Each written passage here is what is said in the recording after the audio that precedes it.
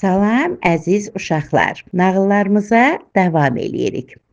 Bu gün sizə çox məşhur olan, bilirəm ki, çoxlarınızın da bildiyiniz Zoluşkanın nağılını danışacağam. Biri var idi, biri yox idi. Çox qədim zamanlarda, çox uzaq ölkələrdə Zoluşka adında bir qız yaşayırdı. Zoluşkanın anası illər öncə vəfat etdiyinə görə o atası ilə bir yerdə qalırdı. Zoluşka çox qəşəng, incə, gözəl qız olduğu qədər də çox mehriban, işgüzar, gülərüz qız idi və atası ilə çox yaxşı dolanırdılar. Lakin günlərin bir günündə Zoluşkanın atası ikinci dəfə evlənir.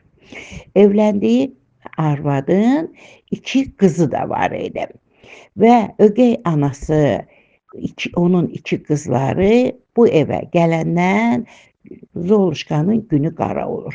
Onlar başlayırlar Zoluşkanı çox incidirlər, heç bir iş görmürlər, bütün işləri Zoluşkaya gördürürlər.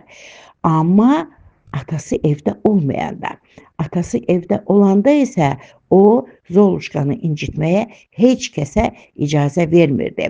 Hamı Zoluşka ilə mehriban olurdu. Ona görə də Zoluşka həmişə istəyirdi ki, atası evdə olsun. Ancaq atası işləyirdi, bəzən uzaq səfərlərə də gedirdi.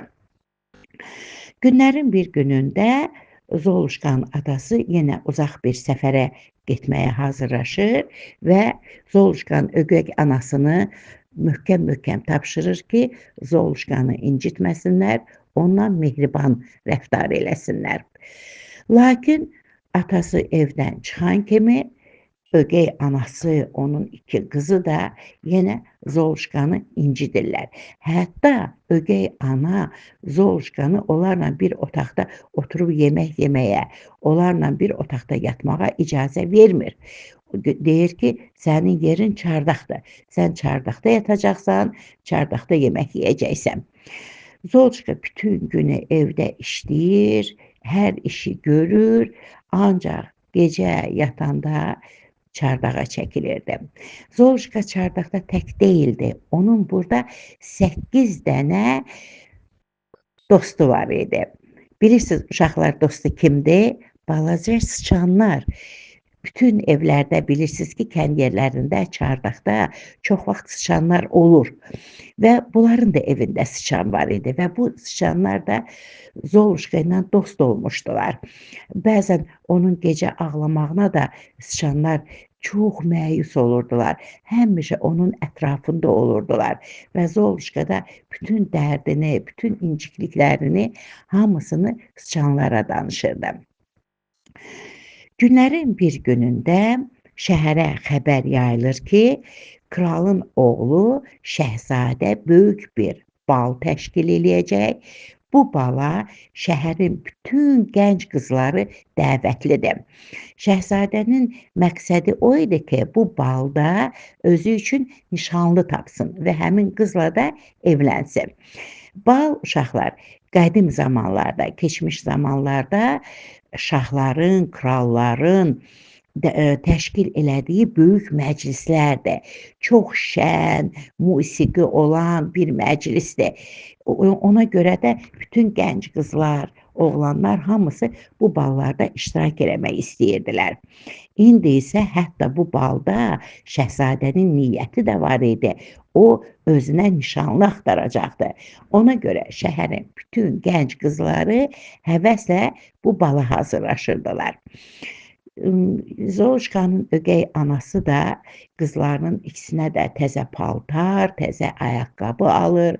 Qızlar geyinir, bəzənir, düzənir, güzgünün qabağında özlərinə baxıb fəxr eləyirdilər. O deyirdi, Şəhzadə məni bəyənəcək, bu birisi deyirdi, yox Şəhzadə məni bəyənəcək. Zoluşka onlara baxırdı, çox həsrət çəkirdi.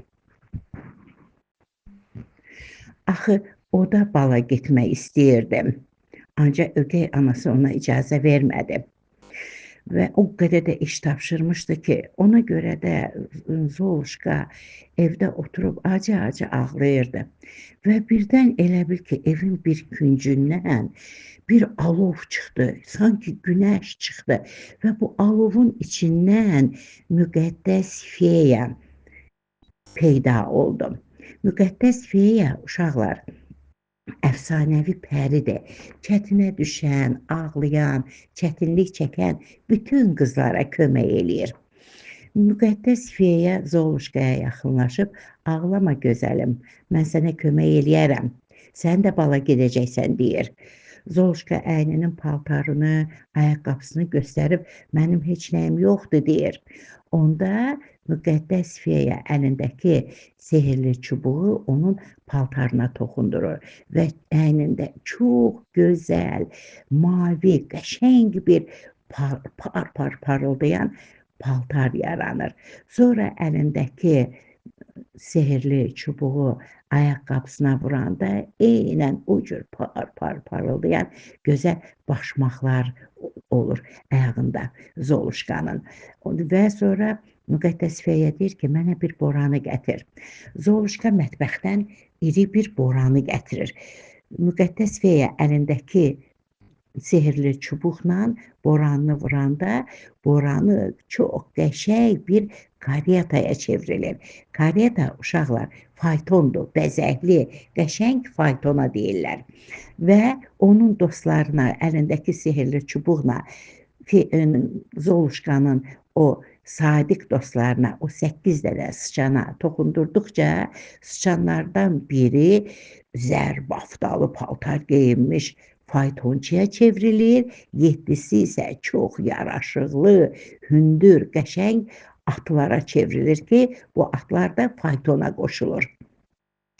Zoluşka keçib faytonda əyləşir. Zoluşka çox gözəl görünür, möhtəşəm görünür.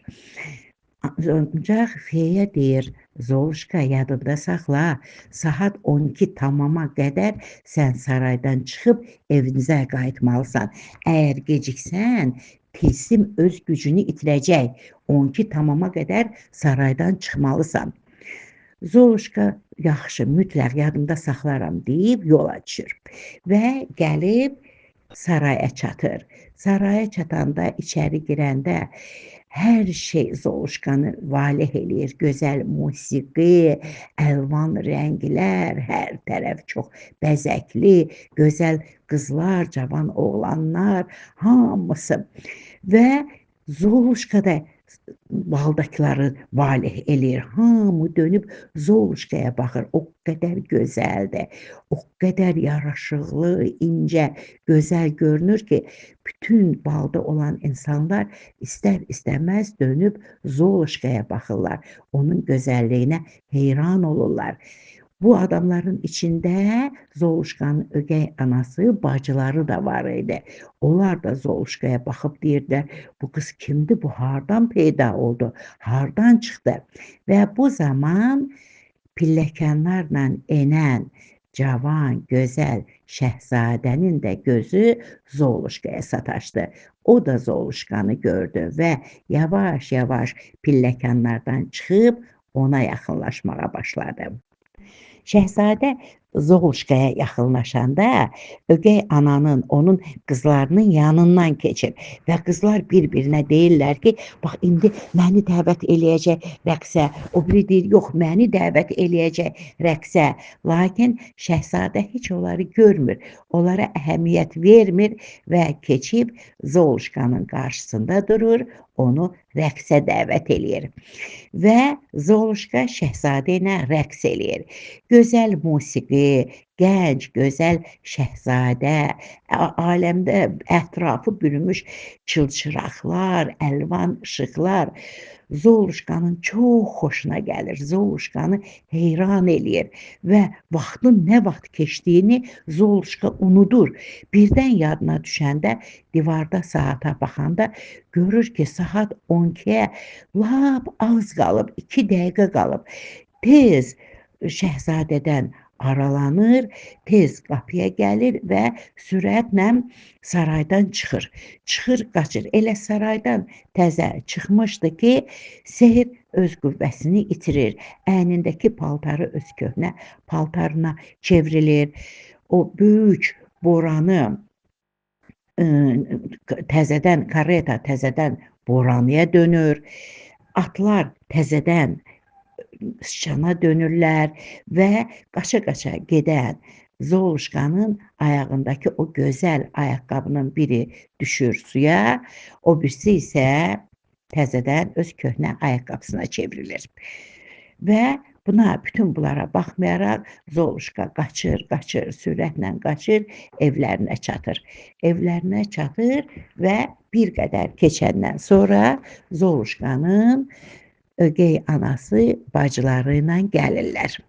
Evə çatan kimi ögey bacıları balda gördükləri qızın dalıca, o gözəl qızın dalıca danışmağa başladılar. Onlar əlbəttə ki, o qızın Zoluşka olduğunu bilmirdilər.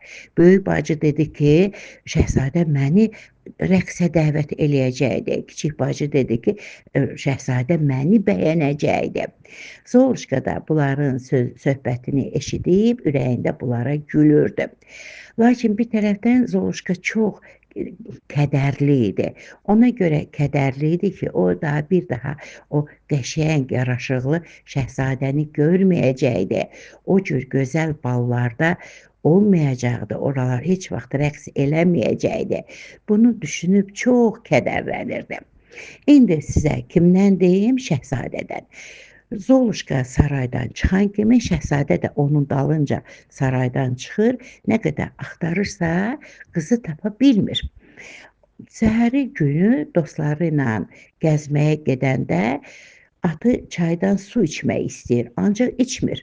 Şəhzadə suya baxanda orada ayaqqabı, bir tay başmaq görür və başmağı götürəndə o dəqiqə başmağı tanıyır və əmr verir ki, bütün çaparlar şəhəri gəzsinlər, bu başmaq kimin ayağına olsa, həmin qızı saraya gətirsinlər.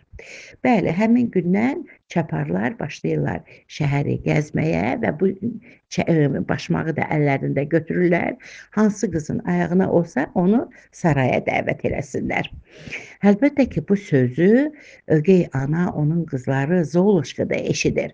Ögey ana qızlarına öyrədir ki, necə olur olsun, mütləq elə eləyin ki, ayaqqabı sizin ayağınıza girsin, ayaqqabını ayağınıza giyin.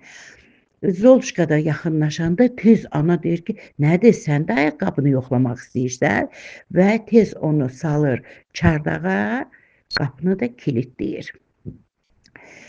Bəli, axırda növbə bunlara çatır, çaparlar bunlara gəlirlər.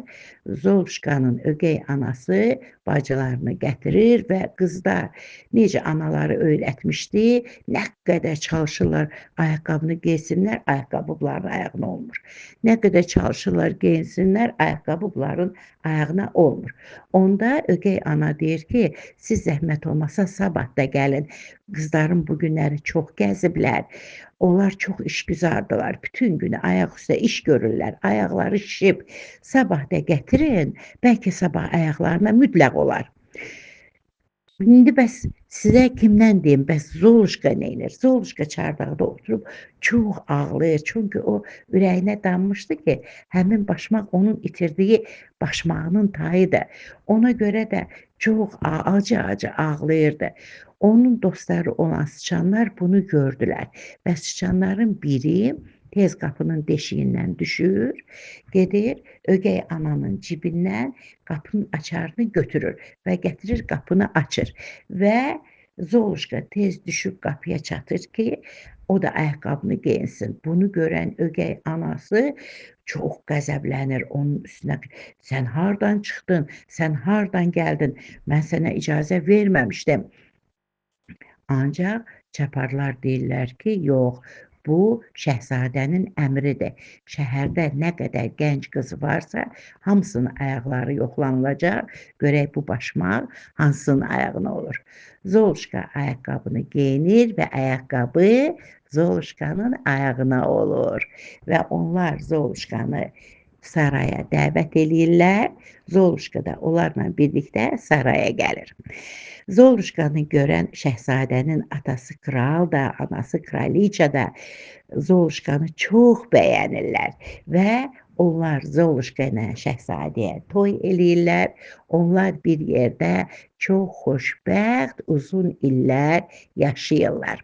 Siz də xoşbəxt olun, uzun ömür sürün, mənim əziz balalarım. İndi görək nağılımızdan nə nəticə çıxdı? Axı bütün nağıllarımızın bir nəticəsi olur. Nağılımızdan bu nəticə çıxdı ki, nə qədər xeyirxah, nə qədər ürəyi təmiz olsan, təvazökar olsan, o qədər həmişə nə olacaqsan? Qalib gələcəksən həyatda.